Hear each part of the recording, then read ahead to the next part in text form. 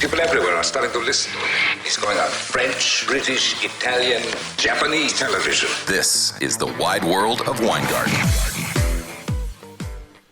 Wide World of Weingarten. It is Monday, May 23rd, about 12:15 here in Los Angeles. Another fun sports week.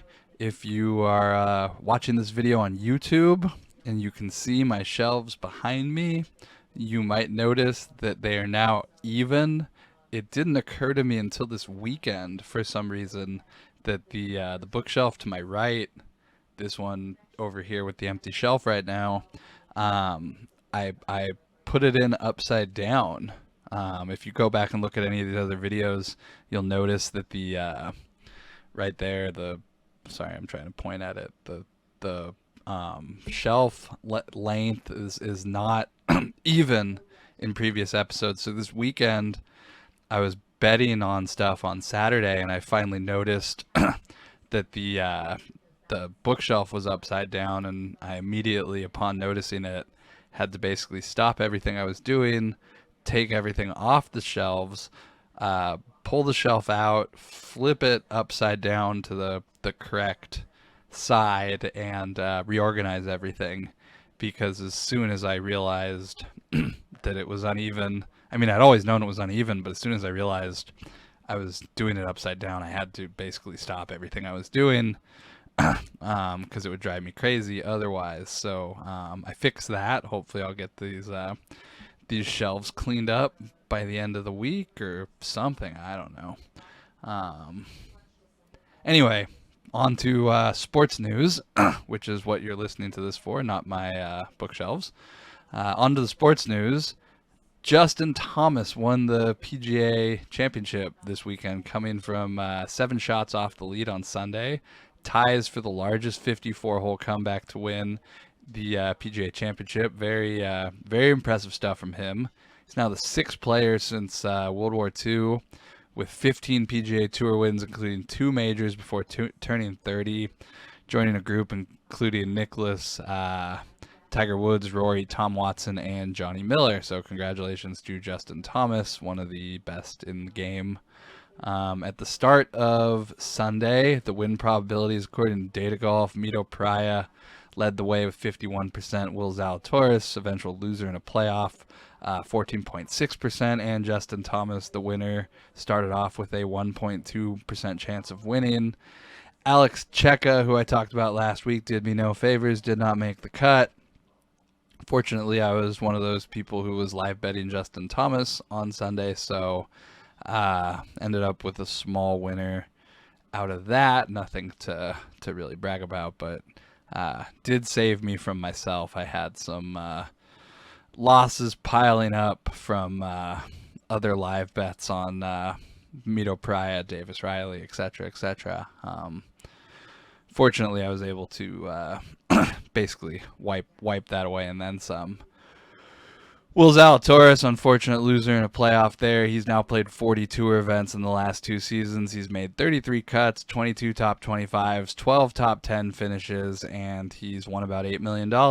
So no win for him, but his breakthrough should be coming. He's played pretty well since becoming a full tour member. This week, we get the Dutch Open back on the DP World Tour. We also have the Charles Schwab Challenge from Fort Worth, Texas. The early lines, I was up early at like 4 a.m. today. I guess there were some early withdrawals in the Dutch Open. Adrian Meronk, Rasmus Højgaard, Thomas Peters, and Bernard Weisberger are 4-way co-favorites at 20-1. I was looking a little deeper down the list. Chase Hanna was 80-1 when I woke up this morning. He's now 60-1. Matthias Schmid was 80-1. He's now 65-1. Still some 80-1s out there on Chase Hanna at some Camby books. I'd like to get some of that. Also interested in Thurston Lawrence if he's in the field. I see he's listed at 80-1, but I'm not actually sure if he's in the field or if he's one of those withdrawals. So I'd like to confirm that before I bet it. But if he's in the field, I will bet on him. He's one of my favorites on the DP World Tour. When it comes to betting golf early in the week, I'm relatively conflicted about it because I follow a lot of Twitter golf accounts, a lot of golf betting, golf content stuff, and a lot of the European-based guys, a lot of the European-based bettors and betting touts, they tend to bet really early in the week, and they also get access to obscure events and each way markets that we don't get in the US yet. Hopefully we will one day. But I frequently see these guys, touting these lines and these bets, and I'm like, man, I wish I can get $100 on that. I wish I can get $200 on that. I wish I can get $500 on that. But I always, I'm always interested in how these people are getting down so much money early. And I talked to some UK bettors I know, and they basically said none of these guys are getting down huge stakes. They're lucky if they're getting, 50 pounds or whatever on these early numbers. So I'm always conflicted about betting early numbers, because I know I'm not getting $500 on Chase Hanna at 80 to 1 today. I'll get a couple $100 if I'm lucky. But I really do like to wait and see the major books open, Pinnacle and Chris and what have you, so I can see what the more robust market looks like, as opposed to betting small amounts on these opening numbers. I also don't want to kill something for somebody I'm potentially friendly with that might want to bet something bigger, and it's just bad will to do stuff like that for a couple $100. In Fort Worth, I mentioned that's where the Charles Schwab Challenge is. Interested in Davis Riley at 50 to 1. I've been betting him a lot lately. He lost in a playoff recently, has not broken through yet. Played relatively well over the course of the PGA Championship this weekend. Bryson DeChambeau, 100 to 1. I have not bet that yet, but anytime you could see a guy like that drift out to a huge number, at least got to consider it, but definitely also consider why he's drifted out to that number. His form has been terrible. He's definitely not the same player he was when he was a field favorite recently, as I guess like 18 months ago. Maverick McNeely, 70. Christian Benzuti-Hoot. I'm going to have to ask my South African friend again how to pronounce that. But he's a guy I like at 80 to 1. Lucas Herbert, 130 to 1 at DraftKings. And Sahith Theegala, 200 to 1 at DraftKings. It was only Super Bowl weekend that Theegala was losing to Scott Scheffler in a playoff at the Waste Management Open, and he's drifted back out to 200 to 1. I'm happy to take some 200 to 1 there. A little farther down the list, numbers I like. Minwoo Lee, 250 to 1. He's a winner on the Euro Tour, has not won on the PGA Tour yet. I think he's a very talented golfer. Same with Kurt Kitayama, winner on the Euro Tour, I think the Oman Open in 2019. Has not won on the PGA Tour yet. But those two numbers, 250 to 1 on Minwoo and Kurt Kitayama, stand out to me. Gonna have to dive into this stuff a little bit more this week, but I did pick off a couple numbers today. It's just what I do sometimes. On to Major League Baseball, where we got a whole lot going on. Obviously, Shohei Ohtani hit another home run yesterday. That always gets me excited. It was actually the longest home run of the day for any MLB player, 443 feet dead center in Anaheim. Ohtani currently jousting with teammate Mike Trout and Aaron Judge for the MVP. Definitely some arguments to be made in Trout and Judge's favor, but still Ohtani's the front runner here for me. The National League, Max Scherzer to the DL with an oblique injury, which likely ends his Cy Young campaign. That opens the door for DeGrom when he comes back. If he can be lights out literally for 15 straight starts, I think he has a chance. But also suddenly the Mets are without Scherzer, DeGrom, and Trevor McGill. Much like the Dodgers, we are seeing pitching depth tested early here. The Mariners started out 11-6. All of a sudden, they've lost 19 of 25. Currently, 17-25 overall. Julio Rodriguez has been a bright spot. Talk more about him in a minute. Vlad Jr., back to the AL MVP for a minute. His odds have drifted all the way out to 18 to 1 at the Superbook. He's currently trailing Mike Trout and Aaron Judge significantly. First 6 games of the season, Vlad had 4 home runs, 6 runs, 8 RBIs, was batting .391 with a .417 OBP, slugging .957. Since the 3 home run game at Yankee Stadium in 135 plate appearances, he's had 3 home runs, 11 runs, 13 RBIs, .252 batting average, .348 OBP, slugging .357. Major drop off from his first week of the season. Nothing to be alarmed about, but those are not MVP numbers as we approach the first quarter of the season ending. The NL MVP, Ronald Acuna has drifted out 25-1 at the Superbook, Soto out to 11-1 at FanDuel. Those are 2 numbers to keep your eye on. Mookie Betts still available at 16-1 at Camby. Betts and Machado both have been pretty good, yet Machado's 3-1. Betts is still over 15-1. Obviously, Betts has multiple MVP contenders on his own team to deal with, but I think he is the Dodgers' number 1 contender, as is Machado on the season. 55 hits, 33 runs, 8 home runs, 37 RBIs, 7 stolen bases, and a .446 OBP.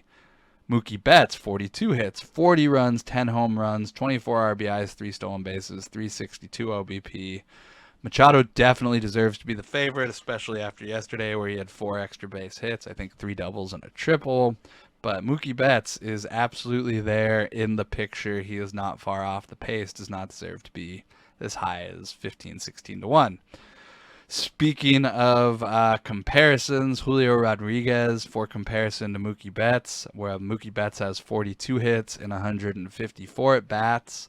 Julio Rodriguez has 41 hits in 153 at-bats to go along with 3 home runs, 15 RBIs, 12 stolen bases, leading MLB at .321 OBP. I'm not saying, I'm just saying. Jeremy Pena, for that matter, his stiffest competition in the American League Rookie of the Year race, 36 hits, 20 runs, 7 home runs, 22 RBIs, 3 stolen bases, a .343 OBP.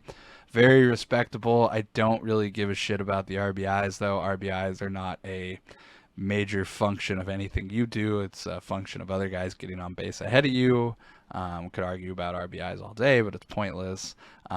Pena definitely in the race. If he kept this pace up all season, it would legitimately be a top 5 rookie season ever based on WAR calculations at least. It'd be hard not to give him the Rookie of the Year, but I highly doubt he keeps this up the entire season, especially Julio Rodriguez is just showing every day that he is a top tier player, and I'm talking about all around game, not just his stats. I mean, just watch his at bats, watch how he swings the bat. This guy's a absolute winner, face of baseball type. No offense to Jeremy Pena, I've never heard anyone call Jeremy Pena a potential face of baseball.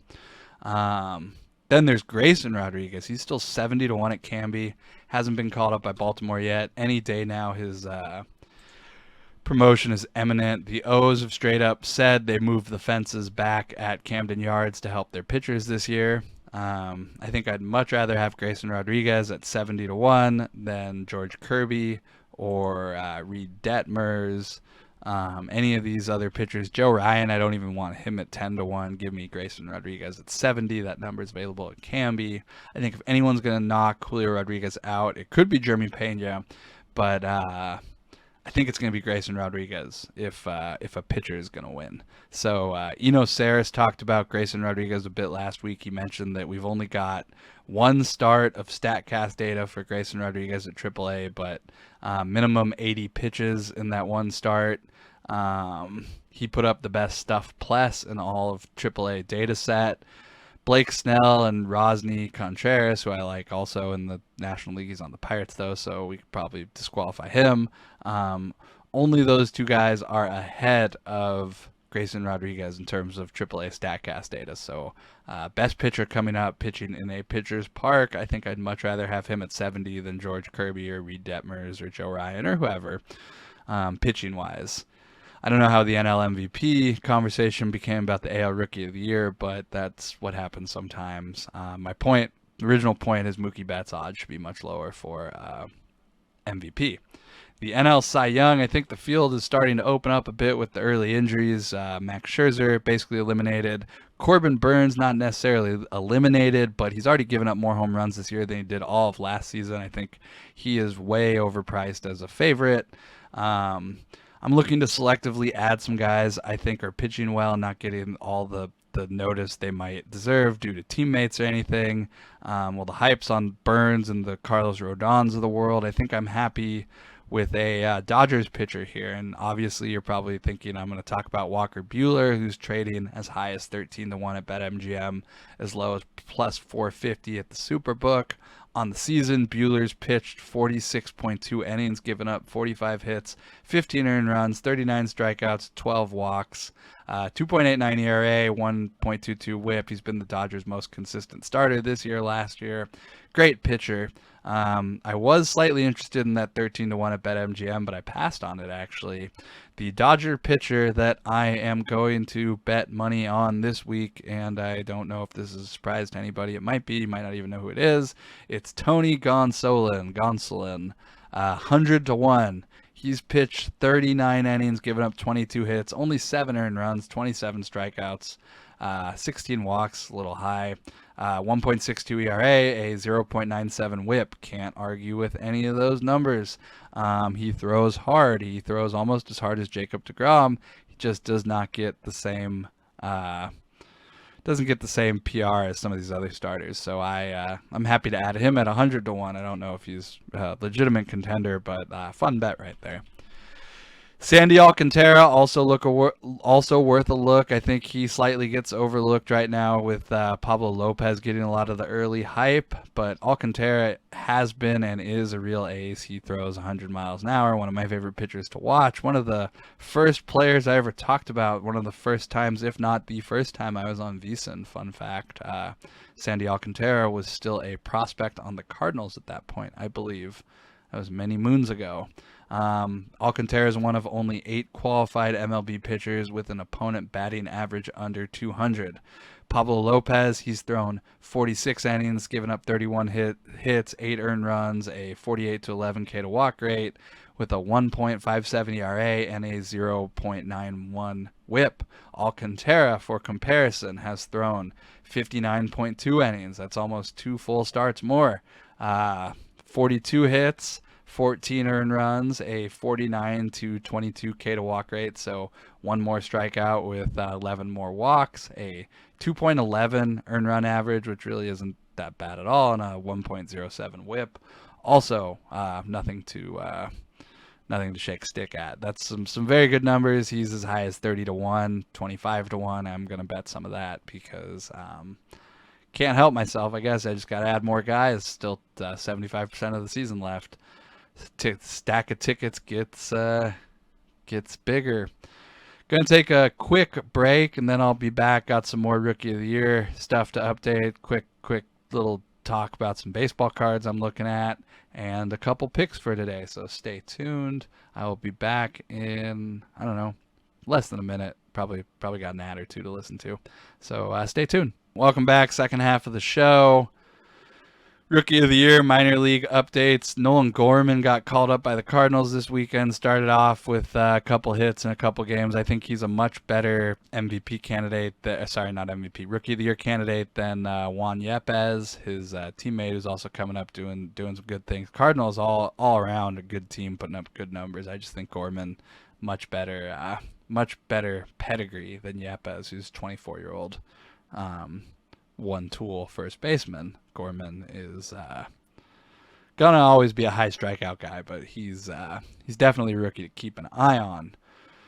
See if you can find some off-market prices. I saw Fox Bet had a really high price on him, but I never really consider Fox Bet a real out, so I never talk about what they have off-market. But if you can bet there, they frequently do have off-market futures. Jared Kelenic, Josh Lowe, some guys I've been pretty high on. Both are currently hacking away in AAA for Tacoma and Durham. Currently combining for a 46% strikeout rate their last 100 at-bats. They got to work on that. Both guys have flaws in their game that need to be fixed, but I still expect both to succeed at the major league level. Kelenic, I've been pretty adamant about. He's likely going to need to change teams to realize his potential. I've been saying that going back at least last season. Josh Lowe, I'd like to see him up again with Tampa in the near future, but the Rays are always playing these roster manipulation games with guys. They even did it with his brother. Nate Lowe ended up getting traded to the Rangers, so he knows from his brother how this game works. But it'll be interesting to see if he's up sooner than later. The Baltimore Orioles High A club, Aberdeen, continues to have the best record in all the minors, 26-8 and 16-3 in their past 19 games. Obviously, there's no betting on High A baseball, or I'd be betting them every day at this point. Cesar Prieto is a name to keep your eye on. He's a shortstop, a Cuban shortstop who defected last year during the Series Caribe, signed with Baltimore, and just got promoted to Double-A. So there's an outside shot that he actually finishes the year in the majors. Potentially another guy to look for next year. I don't think he has any baseball cards yet, but he signed a contract as a international free agent, so I don't think service time plays as much of a role in him being called up. If he hits a Double-A, I think they'll have to at least have that discussion at some point. I haven't talked a lot about baseball cards yet, or much about them recently, mostly because I was a net seller at the beginning of the season, and I have not bought any more lately, or I've bought like one or two, so not much to talk about with the baseball cards, but I did finally buy a couple new cards this week. Dodgers prospect Eddys Leonard, EDDYS. Currently guy I'm targeting. He has a WRC plus of 155 at High A. That is the highest for any qualified Dodger prospect at High A, 21 or younger, since Corey Seager in 2014. So that was when Seager had a 167 WRC plus at 20 years old. Saw he had some cheap cards. I thought that he was an interesting guy to get some cards of. Might be an interesting guy for you guys to buy into, because I noticed the prices are still relatively low, and it's more fun to be able to scoop up some cards that are cheap, as opposed to going out there and paying $500 or $1,000 or $3,000 is the going rate for Julio Rodriguez autograph cards right now. That's just different types of guys have different price points. But yeah, that's what I got for baseball cards right now. Then I got a couple bets for Monday. I bet the Royals plus 101. I bet the Nationals plus 202. I bet the Phillies Braves yes score at even money. And I bet the Yankees O's yes score at plus 110. For the Yankees O's, if you wait a little longer, closer to game time, I think that number will keep going higher. People love to bet the no score when Garrett Cole pitches, even though they lay awful numbers. Thank you for listening. That's what I got today. I hope you gleaned some information from me from the futures markets. Got some bets for today, and we'll be back tomorrow. Always more sports to talk about.